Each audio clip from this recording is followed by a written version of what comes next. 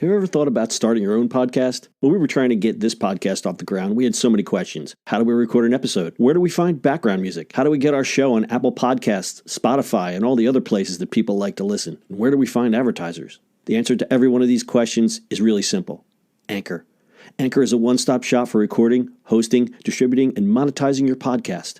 And best of all, it's 100% free and 100% ridiculously easy to use. Anchor makes it simple to get up and running. You can upload and schedule your podcast ahead of time. It publishes to all the major podcast platforms. You can easily check your stats. I could go on, but instead, why don't you go and get started? Go to anchor.fm/start to join the e-commerce minute and a diverse community of podcasters already using Anchor. That's anchor.fm/start. We can't wait to hear your podcast. It's the e-commerce minute, your daily dose of e-commerce, tech, and retail news with your hosts Bart Mraz and John Suter. The e-commerce minute is a production of Sumo Heavy, a digital commerce consulting firm in Brooklyn, New York, and Philadelphia. Find us on the web at sumoheavy.com. It's e-commerce minute episode 376. In today's episode, Alibaba used customer data to create a spicy Snicker. Yeah, yum.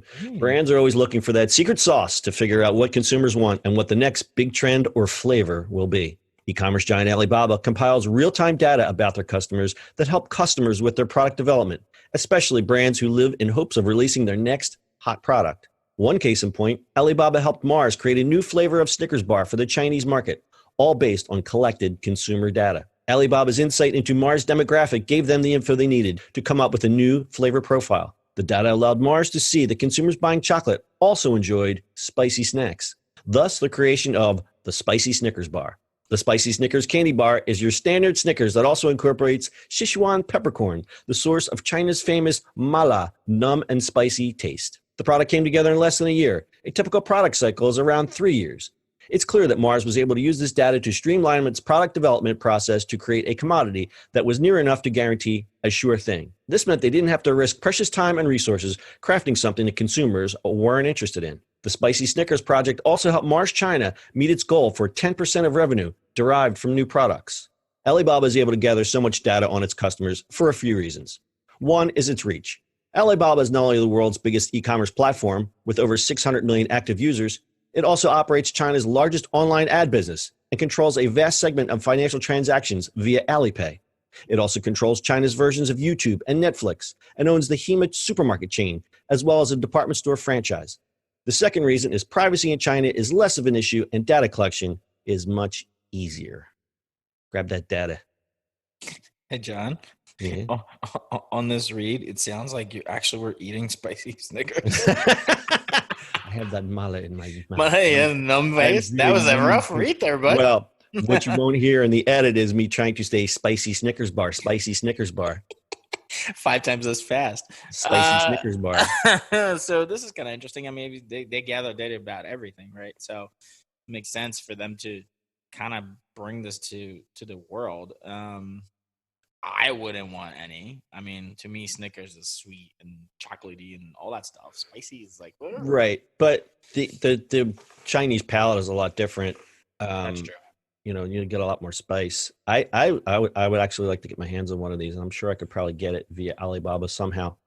So this is neat because they've kind of streamlined the process of getting something to market and with less chance of failure. Not to say that something using data won't fail, but it's neat how they were able to figure out and say, you know what, these people who order chocolate, they're also ordering these other, and spicy snacks are more popular in Asia than they are here.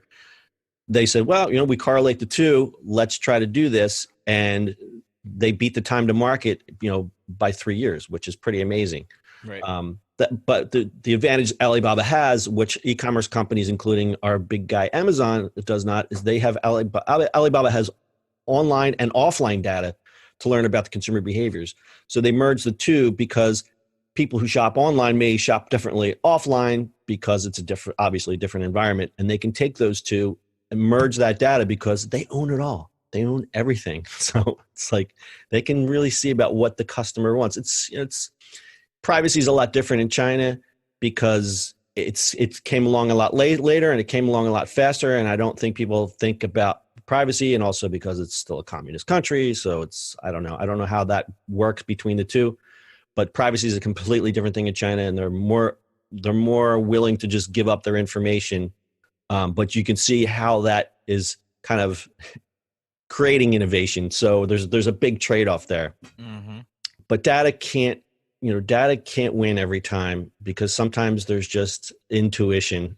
We see that all the time. It's where you have a gut feeling about something, and it's, it turns out to be a winner, as opposed to all the data in front of you will still tell you not to jump off that bridge and go somewhere else. Right.